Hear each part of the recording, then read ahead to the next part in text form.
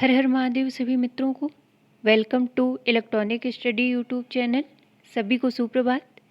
Daily current affairs की series में आज ये हमारी 86 नंबर की वीडियो होगी और आज के सेशन में डेट से संबंधित जितने भी महत्वपूर्ण करंट अफेयर्स होंगे वो हम देखेंगे।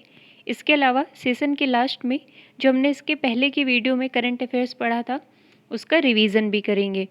तो चलिए शुरू करते हैं आज का अपना ये सेशन और देखते हैं पहला करंट अफेयर। पहला दिया हुआ है एयर मार्शल वी.आर. चौधरी के बारे में। तो हाल ही में ये चर्चा में क्यों रहे हैं, तो केंद्र सरकार ने इन्हें अपना अगला वायुसेना अध्यक्ष बनाने की घोषणा की है। तो ध्यान रखिएगा कि अब हमारे अगले वायुसेना जो अध्यक्ष होंगे वो होंगे एयर मार्शल वी.आर. चौधरी। अगला देखते हैं दिया हुआ है हिमालयन फिल्म फेस्टिवल 2021 के बारे में। तो ये जो हिमालयन फिल्म फेस्टिवल है ये शुरू किया गया है लेह लद्दाख में और ये जो हिमालयन फिल्म फेस्टिवल होगा ये इसका पहला संस्करण होगा जो कि आयोजित होने जा रहा है 24 से लेकर 28 सितंबर के बीच में। और यदि वर्तमान की बात की जाए तो वर्तमान में जो लद्दाख के उपराज्यपाल हैं वो हैं राधा कृष्ण माथुर जी। और लद्दाख की बात हुई है तो मैंने आपको बताया था कि लद्दाख में ही अभी BRO के द्वारा विश्व की सबसे ऊंची सड़क की स्थापना की गई थी जो कि उगलिंगला टॉप से होकर गुजरती थी। और अभी NTPC के द्वारा ग्रीन हाइड्रोजन मोबिलिटी प्रोजेक्ट की स्थापना भी लद्दाख में ही की गई थी। और लद्दाख में ही अभी कुछ दिन पहले पानी माह अभियान शुरू किया गया था। तो इतने तथ्य आप लद्दाख के विषय में ध्यान रखिएगा। अगला देखते हैं दिया हुआ है वर्ल्ड राइनो डे के बारे में। तो इसे हम प्रत्येक वर्ष ऑब्जर्व करते हैं 22 सितंबर को। और इसका उद्देश्य क्या होता है, तो गैंडों की जो मौजूदा सभी प्रजातियां हैं उनकी रक्षा करने की आवश्यकता के बारे में लोगों में जागरूकता बढ़ाने के लिए प्रत्येक वर्ष 22 सितंबर को हम वर्ल्ड राइनो डे को सेलिब्रेट करते हैं।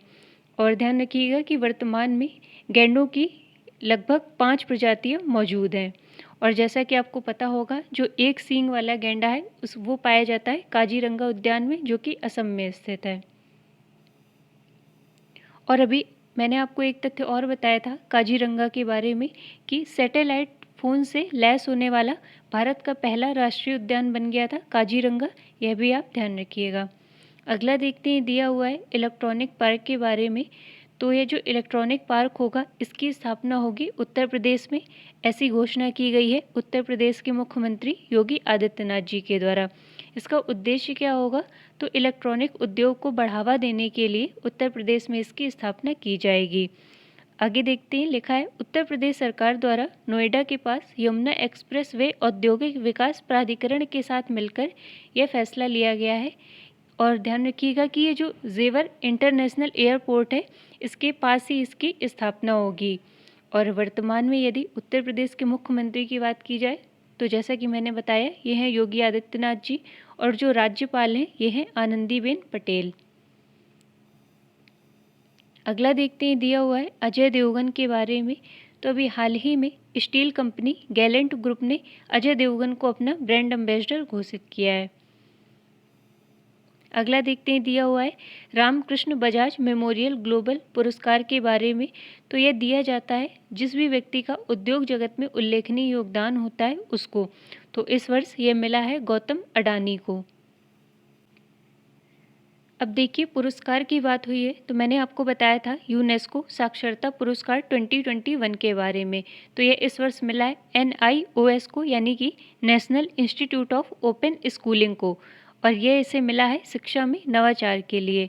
और मैंने आपको बताया था भानुमति घीवला के बारे में। यह गुजरात के सायाजी राव जनरल हॉस्पिटल की एक नर्स है जिन्हें इस वर्ष भारतीय नर्सिंग परिषद के द्वारा फ्लोरेंस नाइटिंगेल अवार्ड 2021 से सम्मानित किया गया है।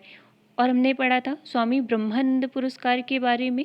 तो यह मिला है इस वर्ष आनंद कुमार को जो कि सुपर 30 के संस्थापक हैं। सुपर 30 यह रामानुजम स्कूल ऑफ मैथमेटिक्स का एक कोचिंग प्रोग्राम है जो कि पटना में स्थित है। यह क्या करता है, जो आर्थिक रूप से पिछड़े बच्चे होते हैं या कमज़ोर वर्ग के बच्चे होते हैं उनमें से 30 मेधावी छात्रों को ये सिलेक्ट करता है और उन्हें IIT की परीक्षा पास करने के लिए फ्री में कोचिंग देता है, या यह कह सकते हैं कि उन्हें फ्री में पढ़ाता है।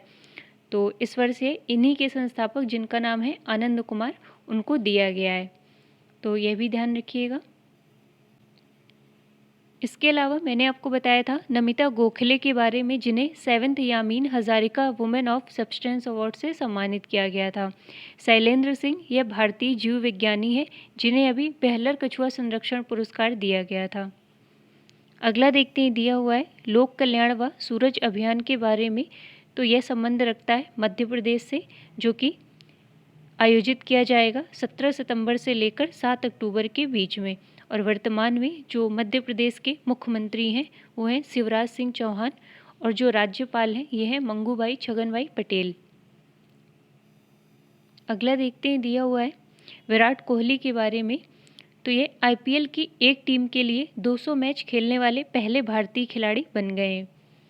और देखिए, आईपीएल की बात हुई है तो मैंने आपको बताया था कि कोविड-19 के चलते आईपीएल जो चल रहा था वो बंद कर दिया गया था। तो अब इसका जो दूसरा संस्करण है ये फिर से शुरू हुआ है 19 सितंबर से, और ये जो बाकी के बचे हुए मैच हैं इनका आयोजन हो रहा है संयुक्त अरब अमीरात यानी कि यूएई में। तो आज की डेट से संबंधित करंट अफेयर्स की श्रृंखला में इतना ही। अब जो हमने इसके पहले की वीडियो में पढ़ा था उसका एक बार रिवीजन कर लेते हैं। पहला दिया हुआ है अंतर्राष्ट्रीय शांति दिवस के बारे में, जिसे हम प्रत्येक वर्ष ऑब्जर्व करते हैं 21 सितंबर को। अगला देखते हैं, दिया हुआ है वैश्विक नवाचार सूचकांक 2021 के बारे में, यानी कि ग्लोबल इनोवेशन इंडेक्स। यह भी हाल ही में जारी की गई है और इसे जारी किया गया है विश्व बौद्धिक संपदा संगठन के द्वारा, और इस वर्ष भारत इसमें 46वें स्थान पर रहा है। और इसी सूचकांक में जो पहले स्थान पर रहा है वो है स्विट्ज़रलैंड, दूसरे स्थान पर स्वीडन रहा है और तीसरे स्थान पर अमेरिका रहा है। आपको ध्यान रखना है कि भारत में इसकी रैंक रही है 46वीं। अगला देखते हैं, हमने पढ़ा था समुद्र शक्ति अभ्यास के बारे में, जो होता है भारत और इंडोनेशिया के बीच, और इस वर्ष इसका तीसरा संस्करण होगा और ये आयोजित किया जा रहा है 20 सितंबर से लेकर 22 सितंबर के बीच में। अगला देखते हैं, दिया हुआ है गीता समोता के बारे में। तो ये एक CISF अधिकारी हैं जो अभी 2 चोटियों को फतेह करने वाली सबसे तेज भारतीय बन गई हैं, और इन्होंने जिन 2 चोटियों को फतेह किया है उनमें से एक है रूस स्थित माउंट एल्ब्रुस, जिसकी हाइट है लगभग 5642 मीटर, और दूसरी है अमेरिका स्थित किलिमंजारो, जिसकी हाइट है 5895 मीटर। और ध्यान रखिएगा कि किलिमंजारो तंजानिया में स्थित है और ये अफ्रीका की सबसे ऊंची चोटी है। अगला देखते हैं, हमने पढ़ा था international week of the deaf के बारे में। तो इसका आयोजन किया जाएगा 20 से लेकर 26 सितंबर के बीच में। फिर अब दिया हुआ है ईरान के विषय में। तो संघाई सहयोग संगठन SCO के पूर्ण सदस्य के रूप में ईरान को स्वीकार करने का निर्णय लिया गया है, और इसी के साथ अब ईरान जो संघाई सहयोग संगठन होगा इसका 9वां सदस्य बन जाएगा, यानी कि SCO में इससे पहले 8 देश शामिल थे और ईरान अब इसमें 9वां देश बन जाएगा। और इसकी हाल ही में बैठक हुई थी 21वीं बैठक, जिसके बारे में मैंने आपको बताया था, और ये यानी कि इस बैठक का आयोजन हुआ था इस वर्ष दुशांबे तजाकिस्तान में, और इसमें वर्चुअल संबोधन किया था प्रधानमंत्री नरेंद्र मोदी जी ने।